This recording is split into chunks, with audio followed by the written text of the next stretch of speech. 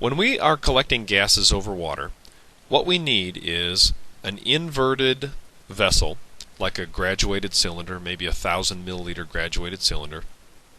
And then we need usually some kind of flexible tubing that is connected to our reaction and that goes under the water's surface and will release the gases from the reaction into this graduated cylinder.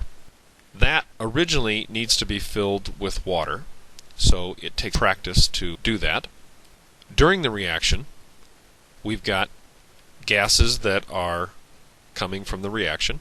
Those gases go through the tubing, and because the gas is less dense than the water, it bubbles to the top, and you can see that we're collecting some of that gas right there at the top of that graduated cylinder.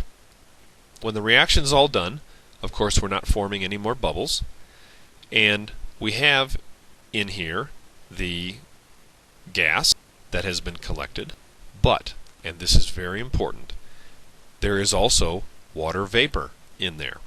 We're doing this over water, so anytime you collect gases over water, you are collecting the gas, but you're also collecting water vapor in there. That is really the key to any calculation related to this.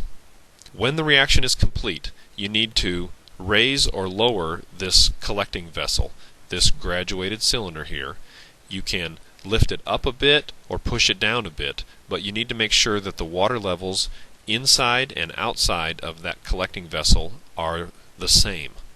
And the reason you need to do that is because that will ensure that the atmospheric pressure, which is acting downward on this water surface, and the pressure from the collected gas plus the water vapor are the same.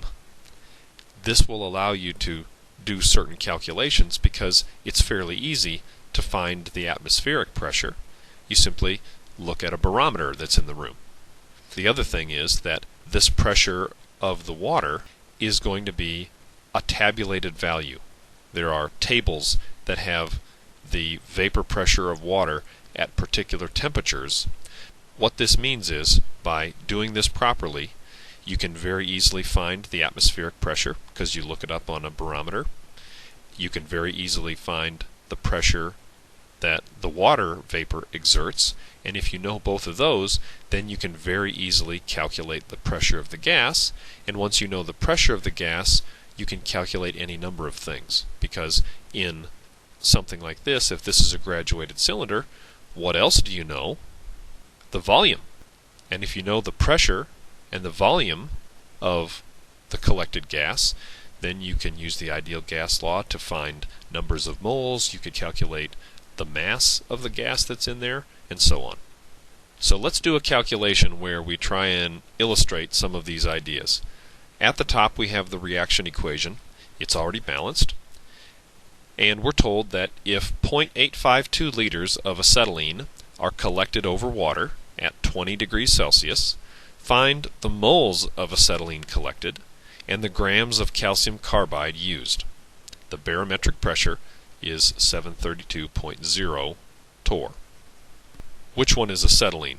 Well, clearly it's a product because we are collecting it, and so calcium oxide, no, that's not it. So this has to be the acetylene right here. Since the barometric pressure is 732 torr, if we've made the water levels the same inside and out, then we know that that atmospheric pressure is equal to the pressure exerted by the acetylene plus, and we said this on the last slide, the pressure exerted by the water vapor that's also in there. We also said on the last slide that that water vapor pressure depends only on temperature, and we simply had to look it up. It turns out to be 17.5 torr, which means we can calculate the pressure that the acetylene exerts as 714.5 torr.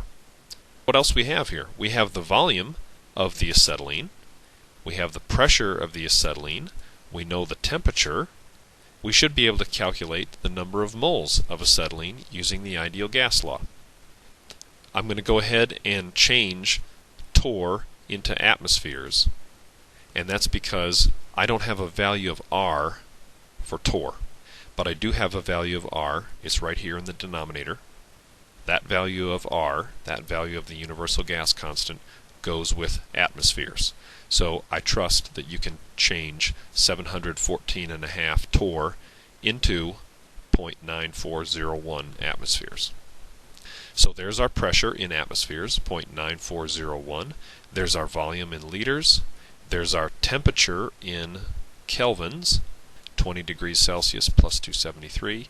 And there's our value of R, which is also for atmospheres. And there you go, 0.0333 moles of acetylene. If you look back up at the problem statement, it also says that we need the grams of calcium carbide used.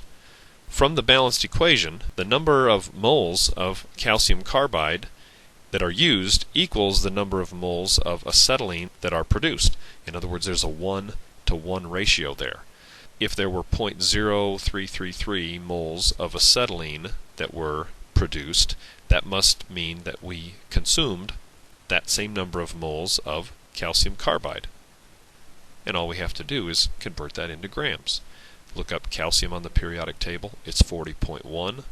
Carbon is 12 grams each, so 2 times 12 is 24, plus 40.1 is 64.1. Moles cancel, and there is the number of grams of calcium carbide that we used. Final thoughts on collecting gases over water. The reason we collect gases over water instead of into, say, an empty flask or a balloon is because over water it is easy to determine the gas volume using a graduated cylinder, the gas temperature using a thermometer, and the total pressure using a barometer. We also know that the only gases in the container are our product gas or gases and water vapor. With an empty flask or balloon, at least one variable is tricky to measure.